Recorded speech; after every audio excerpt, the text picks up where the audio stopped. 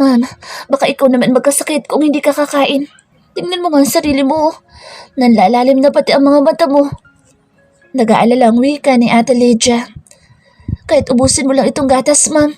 Bilisan mo, baka pababa na siyang master. Kinakabahan din ang wika ni Doris. Natatakot kasi siya kay Eric dahil sa pagkasadista nito sa kanyang mga tauhan. Nakikita kasi nila kung paano manakit sa Eric sa mga tauhan niya na may pagkakasala. Sige na, bumalik na kayo sa kusina. Ako na bahala kay Mo Marian. Baka abutan kayo dito niyang master. Wika naman ni Aling Maring. Natatakot din siya na baka pag-inita ni Eric ang dalawang babae.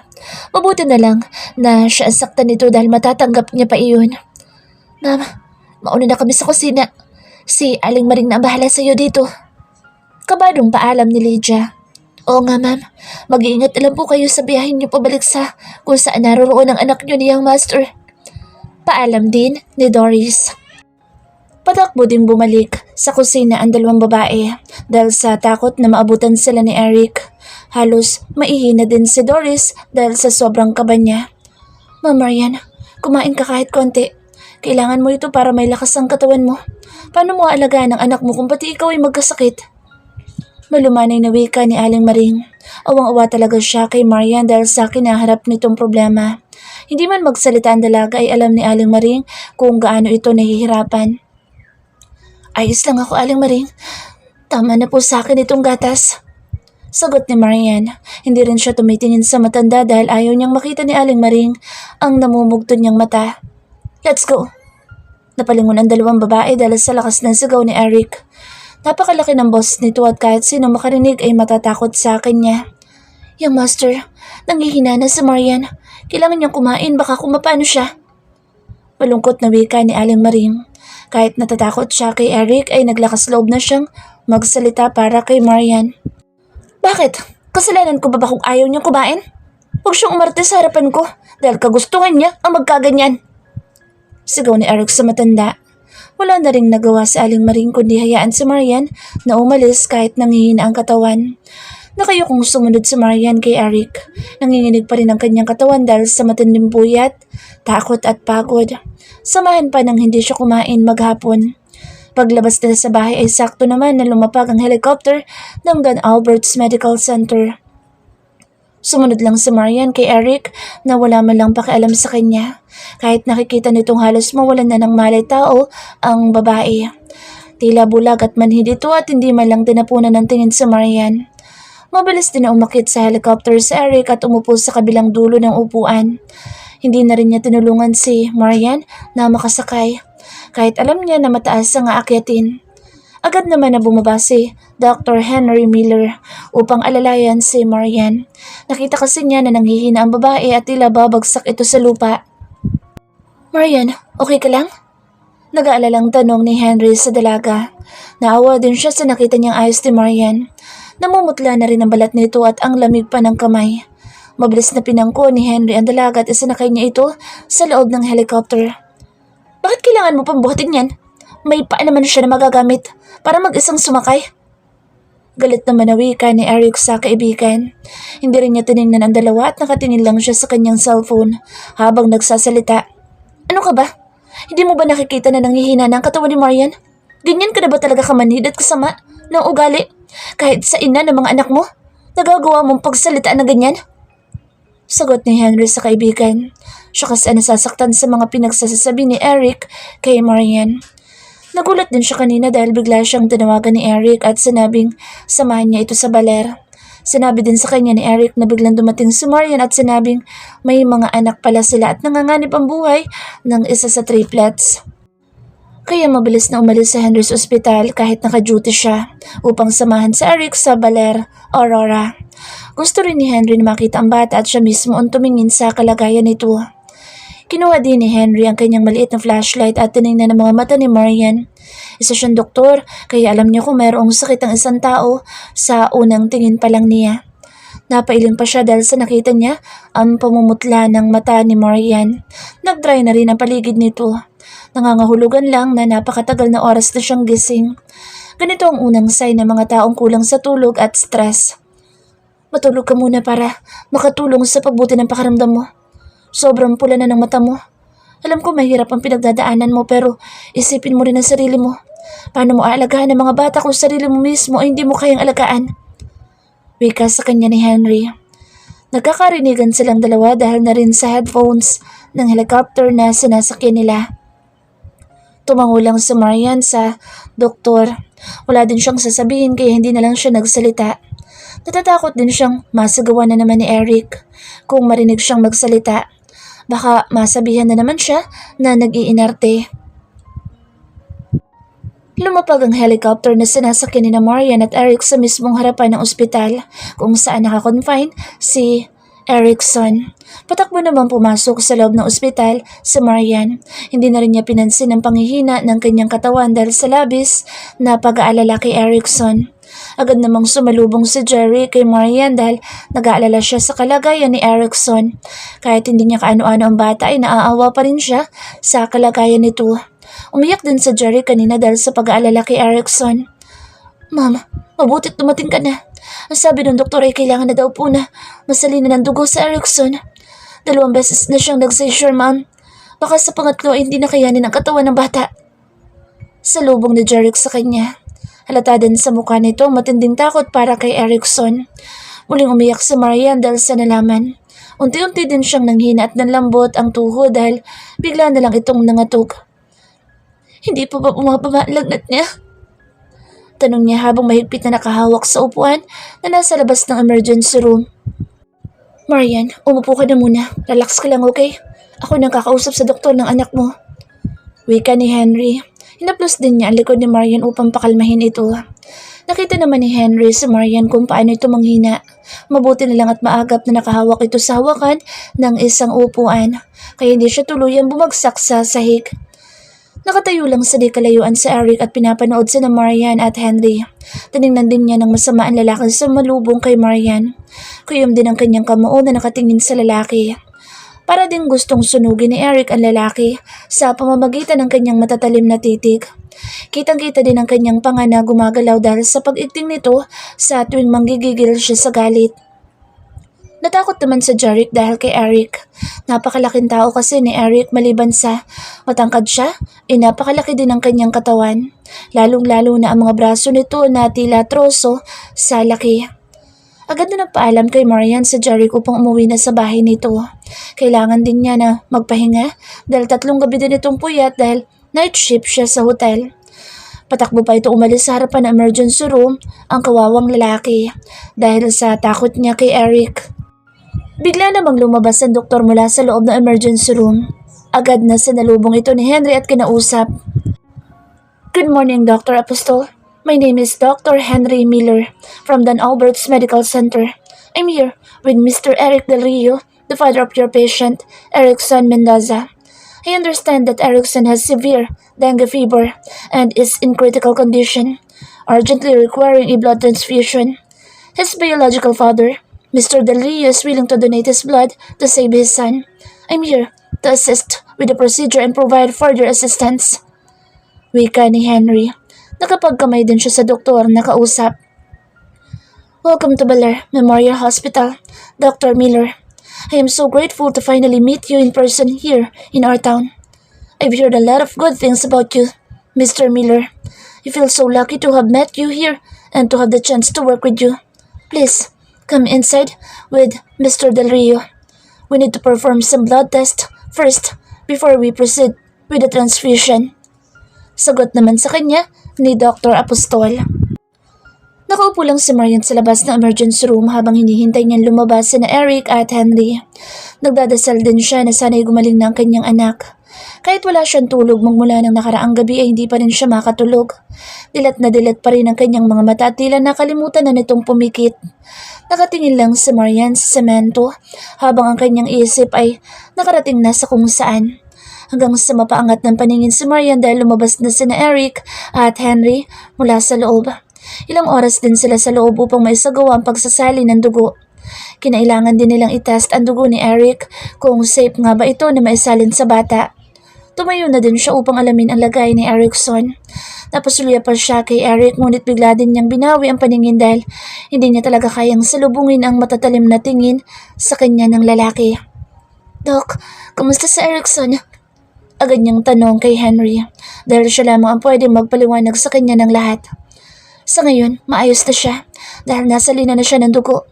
Pero hindi pa rin siya safe dahil mababa pa rin ang kanyang platelet count. I suggest na dali na lang natin sa Maynila sa Erickson. Mas matututukan ko siyang mabuti doon at kumpleto din sa gamit ang Don Albert's Medical Center. Mas mapapadali ang pagaling niya doon. Marian, para din ito sa anak mo. Kaya sana'y pumayag ka. Sagot ni Henry kay Marian. Malamlam din ang mata ng lalaki na nakatingin sa kanya. Pero ang layo ng Maynila. Paano naman ang dalawang bata? Nag-aalalang tanong ni Marian kay Dr. Henry. Bigla naman silang nilapitan ni Eric at masakit siyang tiningnan nito. Parang nag-aapoy din ang mata ni Eric dahil sa pula ng kanyang mga mata na nakatitig sa kanya. Biglang kinabahan si Marian dahil sa sama ng tingin sa kanya ni Eric. Pare, mauna ka na sa helicopter. Utos ni Eric sa kaibigan. Agad naman na nagpaalam ito kay Marian na mauuna na. Pagkaalis ni Henry ay saka palang hinarap ni Eric si Marian. Mag-uumaga na rin ang time na iyon at nag-aagaw na ang dilim at liwanag. Kinabahan naman si Marian dahil hindi niya alam ang kanyang gagawin. Hindi rin niya alam kung ano ang kanyang sasabihin kay Eric ngayon. Parang tinatambol ang kanyang dibdib sa lakas ng kanyang kaba dahil sa mukha ni Eric. Napakadilim kasi ng mukha ng lalaki na nakatingin kay Marian. Wala din siyang mabasa ni katiting na saya sa mukha nito habang magkaharap silang dalawa. Napakaseryoso din ang tingin sa kanya ni Eric na tila gusto siyang sakalin nito. Napalunok pa si Marian dahil sa kanyang takot sa lalaki. Ibang-iba na nga ito sa dating Eric na nakasama niya noon. Ang Eric na mapagmahal at maalaga sa kanya. Sweet din ang kilala niyang Eric at higit sa lahat ay mahal na mahal siya. Ngayon naman ay puro galit at pagkamuhi ang nababakas niya sa mukha ni Eric. Lalo ding lumaki ang katawan nito at pati ang mukha niya ay lalong nakakatakot dahil sa balbas nito na hindi niya inaahit. Umagay naman sa lalaki ang bago nitong anyo ngunit kung papipiliin si Marian, mas gusto pa rin niya ang dating Eric na minahal niya. Gusto ko makita ang dalawang anak ko. Wika ni Eric. Wala din siyang kangiti-ngiti na nagsabi. Tila isang utos ang salita niya sa pandinig ni Marian. Nasa island sila, sa Lakeshore Hotel. Doon kami nakatirang mag-iina. Sagot ni Marian. Sasamahan kita para makita mo sila. Malumanay na sagot ni Marian. Nalaman na rin naman ni Eric ang totoo na may anak ito sa kanya kaya hindi na niya maaaring itago pa ang mga bata. Natakot din siya na baka kung ano ang gawin sa kanya ni Eric kung magmamatigas siya. Tayo na, para makilala ko na rin ang anak kong ipinagkait mo sa akin ng mahabang panahon. Wika ni Eric sa napakalakas niyang boses. Kahit nasa ospital sila ay hindi man lang nito isinaalang-alang iyon. Walang nagawa si Marian kundi sumunod kay Eric. Muli din silang sumakay ng helicopter na dalawa. Nagtaka pa si Marian dahil dalawa na ang helicopter sa labas ng ospital. Nakita pa niya si Henry na may inaayos sa helicopter na sinakyan nila kanina. Agad na sumakay si Eric sa kanyang private helicopter. Sumunod na lang din si Marian at umupo sa bakanting upuan. May mga kasama din silang mga tauhan ni Eric sa loob kaya medyo kinabahan siya. Tahimik lang na umupo si Marian sa helicopter patungo sa island. Nakatanaw din siya sa bintana upang mapagmasdan ng mga tanawin sa ibaba. Napakaganda din ng view sa may eastern part na kung saan ay papasikat na ang araw. Sa tubig, lumalabas ang haring araw kaya kakaiba ang ganda nito. Parang dalawa din ang araw dahil makikita ang refleksyon nito sa tubig dagat. Ilang minuto lang ang itinagal ay lumapag na sila sa harapan ng Lakeshore Hotel sa private island resort. Naunang bumaba ang mga tauhan ni Eric upang masigurong safe ang lugar na iyon para sa kanilang amo. Kahit saan kasi ay may kalaban sa Eric kaya laging alerto ang mga tauhan niya upang protektahan siya. Nang makasiguro ang mga tauhan ni Eric na malinis ang buong paligid, ay muli nilang binuksan ang pinto ng helicopter upang makababa ang kanilang boss. Naunang bumaba si Eric at iginala ang kanyang paningin sa buong paligid. Sumunod naman si Marian sa kanya na wala pa ring imik. Tahimik lang siyang naglakad patungo sa hotel, lobby at pumasok sa loob. Good morning, Ma'am Marian. Agad na pagbati ng guard kay Marian. Good morning, ma'am. Sunod-sunod din na pagbati sa kanya ng mga hotel staff. Tumango lang si Marian dahil wala siya sa mood na batiin din ang mga ito. Nakasunod lang si Eric kay Marian sa bawat pupuntahan nito. Nasa pinakaloob din na bahagi ang kwarto na binuksan ni Marian. Iginala pa ni Eric ang kanyang paningin sa paligid at nakita niyang may ilang kwarto din ang nadaanan nila patungo sa pinto ng kwarto ni Marian. Malalaki ang hakbang ni Eric na lumapit sa may pinto ng kwarto ni Marian. Itinulak din niya ang dahon ng pinto upang makapasok siya at ang kanyang mga tauhan. Nagulat pa si Eric dahil maluwang pala ang loob ng room. Ang buong akala niya ay isa lamang itong hotel room. Ngunit mukha naman itong penthouse sa kanyang paningin. Pati ang mga kagamitan sa loob ay maihahalin tulad sa isang presidential suite. Meron ding indoor playground para sa mga bata at ang mga naglalakihang robots and cars collections na nakadisplay sa mga glass cabinet. Umupo ka muna. Tatawagan ko lang ang mga anak natin. Matamlay na wika ni Marian. Hindi rin siya makatingin ng diretso sa muka ni Eric. Upo muna kayo. Sabi din niya sa mga tauhan ni Eric dahil nakatayo lang ang mga ito. Napakahaba din ng kanyang sofa kaya alam niyang magkakasya ang mga ito sa pag-upo. Hindi nila kailangang umupo. Agad naman na pambabara sa kanya ni Eric gamit ang napakalakas niyang boses. Inirapan na lang ni Marian ang lalaki bago iniwan. Naiinis na siya sa ipinapakita nitong ugali nito. Napakalakas din ang kaba ni Marian. Hindi niya alam kung bakit siya kinakabahan ngunit binaliwala na lang niya iyon. Nangihina din siya kaya wala siyang gana na makipagmatigasan kay Eric. Mahimbing na natutulog sina Emerson at Edison nang pumasok si Marian sa loob ng kwarto. Malaki ang kwarto nilang mag-iina. May sarili ding kama ang triplet sa loob at pare-pareho din ang design nito. Ang kama naman ni Marian ay nasa kabilang dulo. May sarili din silang TV console sa room at sofa set. May study table din ang triplets dahil dito sila tinuturuan ni Marian kapag Sabado at Linggo. Nalungkot si Marian dahil bakante ang isang higaan. Muli din niyang naalala ang isang anak na nasa ICU. Parang nadudurog ang kanyang puso dahil sa sinapit ng isa niyang anak. Nagka-dengue pala ito na hindi niya namamalayan. Kung pwede nga lang na siya na lang ang nagkasakit ay gugustuhin niya para hindi na mahirapan ang bata. Pumunta muna siya sa banyo para maglinis ng kanyang katawan. Hindi muna niya ginising ang dalawang bata dahil ayaw niyang umiyak ang mga ito kapag pinilit na gisingin. Naligo na lang siya ng mabilisan upang sumigla din ang kanyang katawan. Muli din siya nagsuot ng skinny jeans at tinermohan niya ng blouse na kulay pink dahil babalik din siya sa ospital para mabantayan sa Erickson. Agad din niyang tinuyo ang kanyang buhok sa kanyang hairdryer. Paglabas niya ng banyo ay nakita niya naglalaro na ang dalawang bata sa kama. Napangiti pa siya dahil sa saya niyang makita ang mga ito na nakangiti at masigla. Good morning, kids. Malambing na pagbati niya sa dalawa. Mommy! Magkasabay na tawag sa kanya ng mga ito. Nagunahan din ang dalawang bata na tumakbo palapit sa kanya upang yakapin siya. Niyakap at hinalikan niya ang dalawang anak bago niya dinala ang mga ito sa loob ng banyo. Maligo na muna kayo para mabango kayo. May bisita tayo at gusto niyo makita kayong dalawa. Wika ni Marian sa dalawang bata habang hinuhubaran niya ang mga ito. Mommy, dumating na si Daddy, Samuel? Excited na tanong ni Edison. Bigla ding namilog ang kanyang mga mata dahil sa excitement. Yay! Dumating na si Daddy Samuel! Tumatalo naman na wika ni Emerson. Hindi si Daddy Samuel ang bisita natin. Sige na, maligo na kayo para makalabas na tayo. Baka naiinip na yun dahil ang tagal natin lumabas. Tugon ni Marian sa dalawang anak na makulit. Mabilis na pinaliguan ni Marian ang dalawang bata at binihisan. Ayaw din niyang isipin ni Eric na mukhang kawawa ang mga bata sa poder niya kaya pinili din niya ang magandang damit na binilipan niya sa Malaysia at ipinasuot sa dalawa.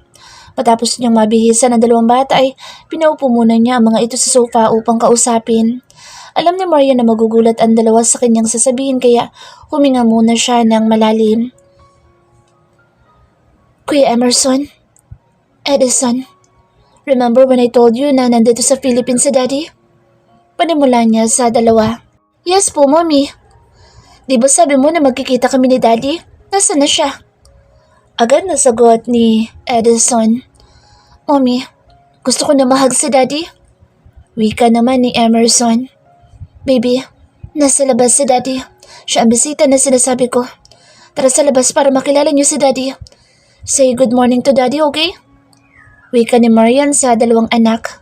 Kinakabahan din siya dahil hindi niya alam kung ano magiging reaksyon ng dalawa kapag kaharap na nila ang ama nila. Tuwang-tuwa naman sina Emerson at Edison dahil sa sinabi ni Marian. Hindi na rin makapag-intay ang dalawa at sila na mismo ang nagbukas ng pinto at lumabas. Daddy! Sigaw ni Edison. Daddy ko? Sigaw din ni Emerson. Biglang tumigil sa pagtakbo ang dalawang bata dahil sa mga lalaki nakatayo sa loob ng living room. Inisa-isa din nilang tingnan ng mga lalaki upang hanapin ang kanilang ama. Nakita na nila sa picture ang mukha ng kanilang tunay na daddy kaya makikilala nila ito. Dahan-dahan namang tumayo si Eric mula sa pagkakaupo niya sa sofa. Bigla din lumakas ang kaba sa kanyang dibdib nang makita niya ang dalawang batang lalaki na nag-uunahan sa paglabas mula sa kwarto. Diretso ang titig niya sa dalawang bata na magkamukhang magkamuka. Ngayon din niya napagtanto na kamukha nga niya ang mga bata. Kung hindi pa sinabi ni Henry sa kanya na kamukhang kamukha niya si Erickson, ay hindi pa siya maniniwala at hindi niya iisipin na anak nga niya ang mga ito. Kuya Emerson, Edison, ayun ang daddy niyo. Turo ni Marian sa dalawang anak. Hinila din niya ang dalawa at dinala sa harapan ni Eric. Daddy? Sambit ni Edison. Lumuhod din si Eric dahil gusto niyang mayakap ang dalawang anak. Bahagya pang nag-alangan ang dalawa dahil wala sa mga picture na ipinakita ng mommy nila ang kamukha ng lalaki sa kanilang harapan. Gwapo kasi ang nasa picture at nakangiti, ngunit ang lalaki sa harapan nila ay may balbas. Kuya Emerson, say hello to your daddy. Wika naman ni Marian. Alam din niya na natatakot ang mga anak niya sa muka ni Eric. Napakakapal kasi ng balbas dito at halos hindi na makilala ang mukha niya. Mommy, siya yung guy na nakita ko sa beach. Wika ni Emerson. Tumingin din siya kay Marian at ngumiti. Kayo po ang daddy namin? Nakangiting tanong ni Emerson kay Eric. Yes, son. Sagot ni Eric. Alanganin pa siya na tawagin itong son. Daddy! Sambit ni Emerson saka lumapit kay Eric at niyakap ang ama. Daddy! Malakas din na wika ni Edison. Sabay takbo at yumakap din sa ama. Hindi naman namalaya ni Maria na nag-uunahan na pala sa pagpatak ang kanyang luha habang nakatayo siya sa harapan ng mag-aama. Parang kinukurot ang kanyang puso habang pinapanood niya ang mga ito na mahigpit na nagyayakapan. Ilang beses din na hinalikan ni Eric ang dalawang bata sa kanilang ulo, noo at pisngi. Kitang-kita din ni Marian ang luha na pumatak mula sa mga mata ni Eric. Alam din niya na masaya ang kanyang dalawang anak dahil napakatagal na panahon din nilang nangulila sa kanilang ama. Dahil sa walang tigil na pagpatak ng luha ni Marian ay tumalikod na lamang siya upang hindi na niya makita ang tatlo na mahigpit na nagyayakapan. Umakbang din siyang patungo sa kusina upang uminom ng tubig. Nauuhaw na kasi siya at ngayon lang niya muling naalala ang uminom ng tubig. Oh Marian, ang laking tao pala ng ama ng triplets. Nakakatakot. Wika ni Ate Feli. Nagluluto siya ng corned beef para sa agahan nila. Oo Ate Feli, siya nga ang daddy ng triplets. Sagot ni Marian sa babae. Kumuha din siya ng juice sa rep at naglagay din siya ng baso sa tray upang may maipainom siya sa mga bisita nila. Nakakahiya naman kasi kung wala man lang siyang maialok sa mga ito. Buhat niya ang tray na may lamang juice nang lumabas sa kusina upang ibigay ito sa mga panauhin. Ngunit sa gulat ni Marian dahil wala na ang mga tao sa kanyang sala. Pati na ang dalawang bata ay wala na din. Bigla din siyang kinabahan ng husto dahil sa kanyang naisip. Emerson? Edison? Malakas na pagtawag niya sa pangalan ng dalawang bata. Bigla din niyang nabitawan ang hawak niyang tray. Sa kanya tiningnan ang mga anak sa kwarto. Wala naman siyang nakitang bata sa loob ng kanilang kwarto kaya lumabas ulit siya. Emerson! Edison! Malakas na sigaw niya habang ang kanyang dibdib naman ay parang tinatambol sa lakas ng kaba. Edison! Emerson! Muli pa niyang sigaw. Ma'am, bakit po kayo sumisigaw? Nagtatakang tanong ni Ate Feli dahil sa gulat niya sa malakas na sigaw ni Marian. Mabilis din siyang lumabas mula sa kusina upang alamin ang nangyayari. Ang mga anak ko, kinuha ni Eric. Malakas na sigaw ni Marian. Mabilis din siyang lumabas ng kanyang unit at tumakbong palabas ng hotel. Agad din siyang sinundan ni Ate Feli dahil natakot din siya sa mga nangyayari. Mabilis na tumakbo palabas ng lobby si Marian at alam niyang kinuha ni Eric ang kanyang 2 anak at inilayo na ito sa kanya. Eric! Malakas na sigaw ni Marian pagkalabas niya sa lobby. Kitang-kita din niya ang papalayong helicopter na sinakyan nila kanina. Ang mga anak ko! Wika niya, saka siya umupo sa buhangin habang umiiyak. Parang pinagsakluban siya ng langit at lupa. Dahil sa ginawang pagkidnap ni Eric sa mga anak nila, hindi man lang siya kinausap ng lalaki. Basta na lamang niyang kinuha ang mga bata at mabilis na umalis. Umiyak nang umiyak si Marian sa labas ng hotel at sumisigaw na ibalik sa kanya ang kanyang mga anak. Pilit naman na kinakalma ni Ate Feli si Marian upang tumigil ito sa pag-iyak. Pati ang mga hotel sa staff ay nagsilabasa na din upang malaman ang dahilan ng pag-iyak ng malakas ng kanilang manager. Pati na ang mga guest ng hotel ay nasipaglapit na din upang makiusyoso sa mga tao sa harapan ng hotel. Emerson! Edison! Malakas na sigaw ni Marian habang yakap siya ni Ate Feli. Pati ang babae ay umiiyak na din sa awa niya kay Marian. Iyak ng iyak sina Emerson at Edison dahil naiwan ang mommy nila sa island. Ang akala kasi ng 2 bata ay susunod ang kanilang ina sa helicopter na sasakyan nila. Ang sinabi sa kanila ni Eric ay pupunta silang lahat sa mall at mamimili ng mga bagong toys nila. Ngunit bigla na lamang umangat ang helicopter nang wala si Marian sa loob. Kaya nagpanik ang dalawa at umiyak ng malakas. Bad ka? Ibalik mo kami sa mommy namin! Sigaw ni Emerson kay Eric. Sinuntok din niya ang ama habang sumisigaw ito. Sinasalag lang din ni Eric ang kamay ng anak na mabilis na sumusuntok sa kanya. Hindi naman siya nasaktan sa suntok ng bata dahil sa tigas ng kanyang katawan. Edward, hawakan mo si Emerson. Utos ni Eric sa isa niyang tauhan. Mabilis naman na kinuha ni Edward ang bata at pinaupo niya ito sa kanyang tabi. Nilagyan din niya ito ng seatbelt upang hindi makaalis sa kinauupuan nito. Pati siya ay gusto din suntukin ni Emerson. Ba't kayo? Ba't kayo? Muli pang sigaw ni Emerson. Tinangka din niyang suntukin si Edward ngunit nakailag lamang ito sa bata. Mami ko!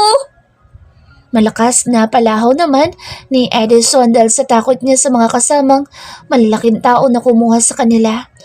Wala silang kakilala sa mga lalaki maliban sa ama nila na tumangay naman sa kanila. Hindi na nagsalita si Eric dahil alam niyang kasalanan din niya kung bakit galit ang 2 anak sa kanya.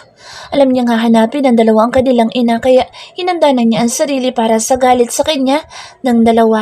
Ang mahalaga sa kanya ay nakuha na niya ang mga anak niya at mailayo sa ina ng mga ito na nagtaksil sa kanya. Nagpasalamat pa siya kanina dahil hindi niya nakita sa loob ng bahay ni Marian ang lalaki nito. Baka dumanak ang dugo sa loob ng bahay kung nagkataon na nagpang-abot silang 2.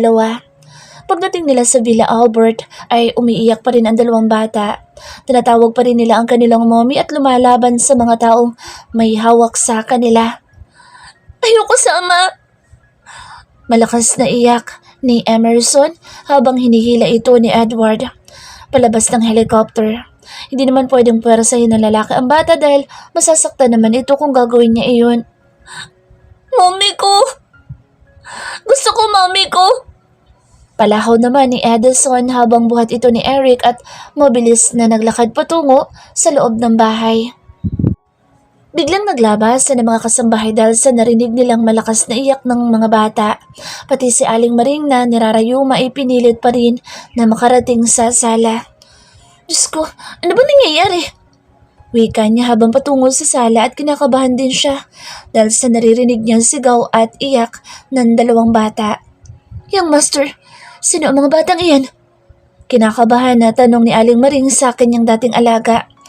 Mga anak ko sila, ya. Sagot ni Eric. Kayo na muna ang bahala sa kanila. Pupuntahan ko lang ang isa sa ospital. Bilin pa niya sa matanda. Anong ibig mo sabihin? Kinuha mo sila sa kanilang ina? Naguguluhan na tanong ni Aling Maring. Oo, ya. Magmula ngayon, dito na sila titira na 3. Sagot ni Eric saka mabilis na umalis. Yung master, hindi mo maaaring ilayo ang mga bata sa ina nila. Ibalik mo sila kay Marian.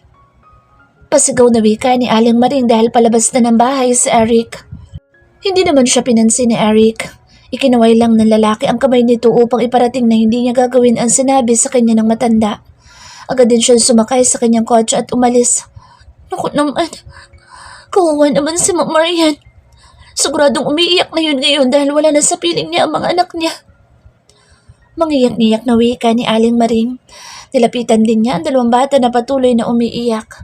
Nakaupo sila sa malaking sofa na magkapatid at magkayakap ang umiiyak.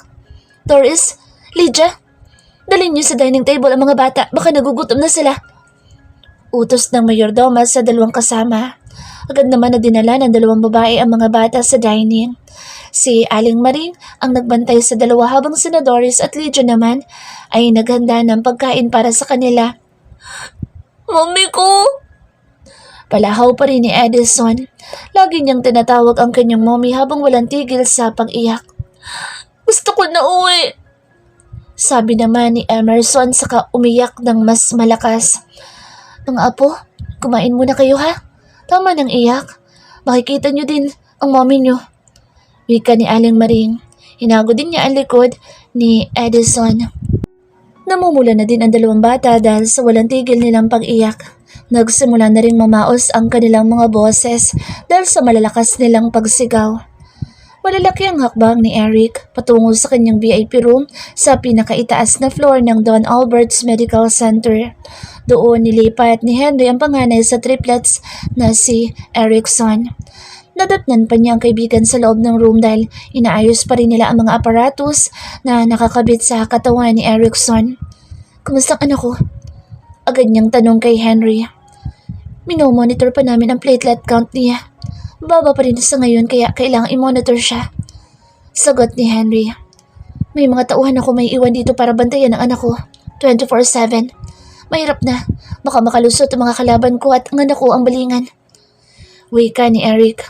Kahit sarili pa niyang pag-aari ang hospital ay kailangan pa rin niyang makasigurado na hindi siya masasalisihan ng kanyang mga kalaban. Nasaan pala si Marian? Bakit hindi mo kasama? Tanong ni Henry. Kanina pa niya ito hinahanap sa mga tauhan na kasama ni Eric pero wala ang babae. Naiwan na siya sa hotel. Magsama sila doon ang lalaki niya. Babalang nasagot ni Eric. Bigla ding nagbago ang kanyang mukha dahil sa biglang naalala. What? Iniwan mo si Marian? Pare naman, siya ang nanay ng mga bata. Huwag mo naman siyang tanggalan ng karapatan sa mga anak niya. Ikaw kaya ang malagay sa kalagayan niya. Kaya mo bang malayo? Sa'yo ang mga bata ng ganun-ganun na lang? Mag-isip ka nga ng tama. Baliw ka na talaga dahil dyan sa pagkasiloso mo. Galit na wika ni Henry sa kaibigan. Iniwan din niya ito dahil baka masapak niya sa Eric nang wala sa oras. Hindi naman pinansin ni Eric ang kaibigan. Nilapitan niya si Erickson at tinawakan ng kamay ng bata. Hinalikan din niya ito at inayos ang kumot. Lynn, maiwan ka dito sa loob. Bantayan mo ang anak ko. May kailangan lang akong ayusin ngayon. Tawagin mo lang sina Edward at Window kapag may kailangan ka. Bili ni Eric kay Lynn. Kasama niya itong dumating sa ospital ngunit ngayon lang pumasok sa loob. Masusunod, boss. Sagot ni Lynn. Agad naman na lumabas si Eric at tinawag ang mga tauhan. Sina Edward at Window lang ang naiwan upang bantayan si Erickson. Larry, sa bahay tayo. Utos niya sa driver/bodyguard niya. Okay, boss.